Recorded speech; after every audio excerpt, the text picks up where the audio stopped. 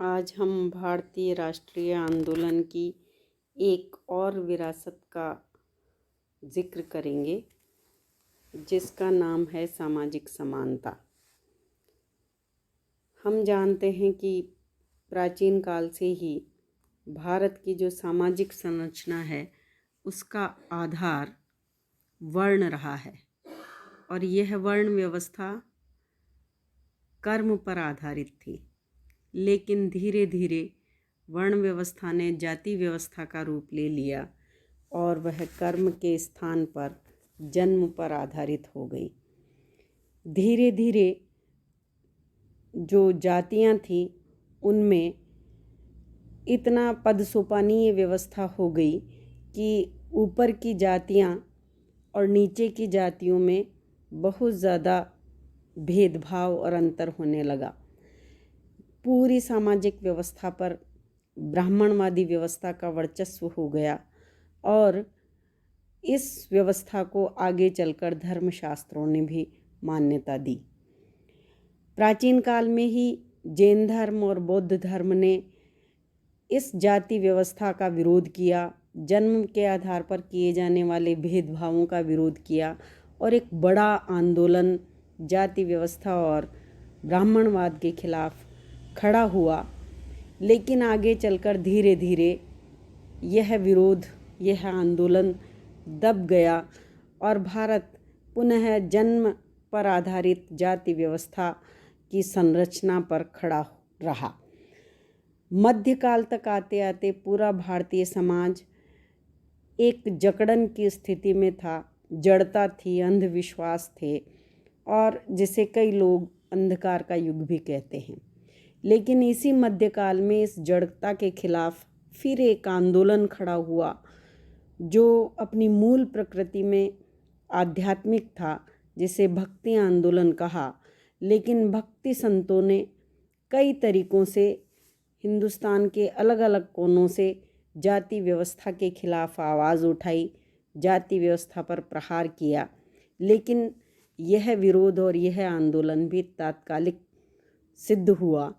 और भारतीय समाज पुनः जाति व्यवस्था की संरचना में समाहित हो गया। लेकिन 18वीं शताब्दी में जब भारत में ब्रिटिश शासन की स्थापना हुई तो उसके परिणाम स्वरूप भारतीय समाज में कई बदलाव आए, जिसमें सामाजिक बदलाव, आर्थिक बदलाव, प्रशासनिक बदलाव प्रमुख थे।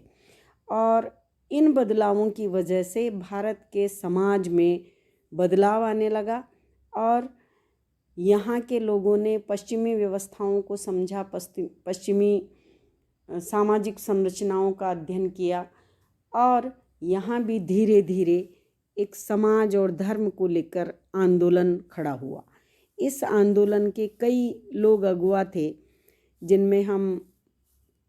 महादेव गोविंद रानाडे, गोपाल कृष्ण गोखले, ज्योतिबा फुले, विवेकानंद और दक्षिण में पेरियार जैसे लोगों का प्रमुखता से नाम ले सकते हैं। इन लोगों ने आधुनिक काल में पहली बार जाति व्यवस्था के खिलाफ आवाज़ उठाई और ज्योतिबा फुले ने तो गुलामगिरी नामक अपनी पुस्तक में स्पष्ट कहा कि जब तक कुछ जातियां निम्न जातियों का शोषण करती रहेंगी तब तक न हम आज़ाद हो सकते हैं और न ही हमारे मूल्यों का कोई महत्व है। विवेकानंद ने भी कहा कि हम एक राष्ट्र के रूप में तभी संगठित हो सकते हैं, तभी मजबूत हो सकते हैं जब हम स्त्रियों पर होने वाले अत्याचार और निम्न जातियों पर होने वाले अत्याचारों से अपने देश को, अपने राष्ट्र को मुक्त कर सकें। इसके बाद आगे चलकर जब गांधी का दौर शुरू होता है भारत की राजनीति में, भारत के स्वतंत्रता संग्राम में, तो गांधी भले ही वर्ण व्यवस्था का समर्थन करते हों, लेकिन उन्होंने जन्म पर आधारित जाति व्यवस्था और छुआछूत की परंपरा का प्रबल विरोध किया। उन्होंने कई तरीकों से, कई मायनों से खुद ने पहल की छुआछूत को मिटाने के लिए। उनके रचनात्मक कार्यक्रम का एक मुख्य अंग था छुआछूत की समाप्ति। लेकिन वे कहते थे कि जब तक हम सवर्णों का हृदय परिवर्तन नहीं करेंगे, उनको मन से इस बात के लिए राज़ी नहीं करेंगे कि यह व्यवस्था गलत है, तब तक वे इसे नहीं छोड़ेंगे। और हम उनका हृदय परिवर्तन करके और हमारे समाज में एक महत्वपूर्ण बदलाव ला सकते हैं और समाज में समानता की स्थापना कर सकते हैं। गांधी के समानांतर एक जो बड़ी शख्सियत उभरी, उसका नाम था भीमराव अंबेडकर। अंबेडकर ने सांगोपांग अध्ययन किया, वे बड़े विद्वान थे और उन्होंने जाति व्यवस्था का तार्किक आधार पर बहिष्कार किया। उन्होंने हिंदू धर्म शास्त्रों का भी गहनता से अध्ययन किया और वे जाति व्यवस्था में विद्यमान खामियों, असमानता, शोषण की जड़ तक गए और उन्होंने अपनी बात, अपना अभिमत कई तरीके से, कई ग्रंथों के माध्यम से भारतीय समाज के सामने रखा। उन्होंने राजनीतिक लोकतंत्र से भी ज़रूरी समझा सामाजिक लोकतंत्र। उनका कहना था कि जब तक समाज में लोकतंत्र मजबूत नहीं होगा, तब तक राजनीतिक लोकतंत्र का कोई महत्व नहीं है, वह आधार ग्रहण नहीं कर सकता, वह मजबूत नहीं हो सकता। अंबेडकर ने यहाँ तक कहा कि यह जो जाति व्यवस्था है, यह राज्य के अंदर राज्य है, इसलिए जब तक हम जाति व्यवस्था को ख़त्म नहीं करें, तब तक राज्य ताकतवर नहीं हो सकता, राज्य की व्यवस्थाएं ताकतवर नहीं हो सकती। उन्होंने अपने भाषणों में, अपने लेखन में कई मंचों से कई बार कहा कि जाति के खिलाफ उनका संघर्ष भारत की राजनीतिक आज़ादी से भी मुश्किल संघर्ष है, क्योंकि भारत की आज़ादी के लिए तो आप एक विदेशी ताकत से लड़ते हैं, लेकिन जाति से आज़ादी के लिए आपको अपने ही लोगों से लड़ना पड़ता है। अंबेडकर के गांधी से कई मामलों में मतभेद थे और उनका कहना था कि जाति व्यवस्था हृदय परिवर्तन से समाप्त नहीं हो सकती, बल्कि इसके लिए हमें कानून का सहारा लेना होगा और कानून की ताकत के बल पर ही हम समाज की निम्न जातियों को, दलित जातियों को समानता का अधिकार दे सकते हैं। इसलिए उन्होंने शुरू से ही आरक्षण की मांग की और दलितों को वोट का अधिकार देने की पेशकश की। और गांधी और अंबेडकर के जो आपसी मतभेद थे, वे सबसे ज़्यादा पूना जो पैक्ट है उसके समय तो वो हल हुए थे, लेकिन उससे पहले रेमजे मैकडोनल्ड जो ब्रिटेन के प्रधानमंत्री थे, उनका जो अवार्ड था, उन्होंने जो व्यवस्था की थी जिसके अंतर्गत उन्होंने अछूत जातियों को पृथक प्रतिनिधित्व दे दिया था और उनको हिंदुओं से अलग कर दिया था, जिसका गांधी ने उपवास करके विरोध किया था और अंत में पूना पैक्ट के माध्यम से अंबेडकर इस बात के लिए राज़ी हुए थे कि दलितों को हिंदू समाज में रहते हुए ही सम्मिलित रूप से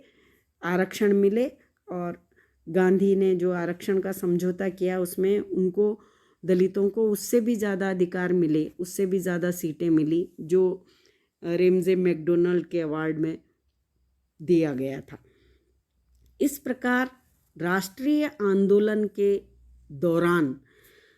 जो कई बदलाव आए, जो लंबी लड़ाई हमने विदेशी शासन के खिलाफ लड़ी और उसी दौरान जो चिंतन, मंथन, संघर्षण हमारे नेताओं, हमारे सुधारकों के बीच और सत्ता के साथ जो हुआ, उससे जो निष्कर्ष निकल कर आया,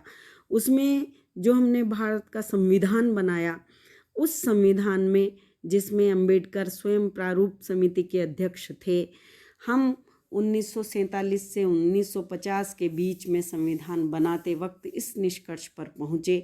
कि हमारा समाज सदियों की असमानताओं की, जाति पर आधारित भेदभावों की बेड़ियों को तोड़कर एक ऐसा समाज बनेगा जिसमें सभी लोगों को समानता का अधिकार होगा। और संविधान के अनुच्छेद 15 के अंतर्गत यह स्पष्ट घोषणा की गई कि जाति, धर्म, लिंग, स्थान, किसी भी आधार पर किसी भी व्यक्ति के साथ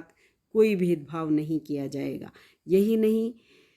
संविधान के अनुच्छेद 17 के अंतर्गत छुआछूत को दंडनीय अपराध घोषित किया गया। और इस प्रकार हमने भारतीय राष्ट्रीय आंदोलन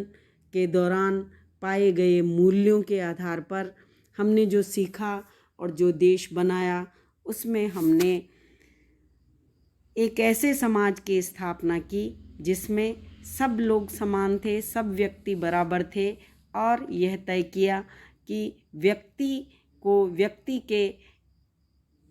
साथ बराबरी का व्यवहार किया जाएगा और किसी भी तरह से जाति, वर्ण, जन्म के आधार पर उसके साथ भेदभाव करना दंडनीय अपराध बनाकर हमने अपने स्वतंत्रता आंदोलन की एक महत्वपूर्ण विरासत को संजोए रखा और नए भारत का निर्माण किया।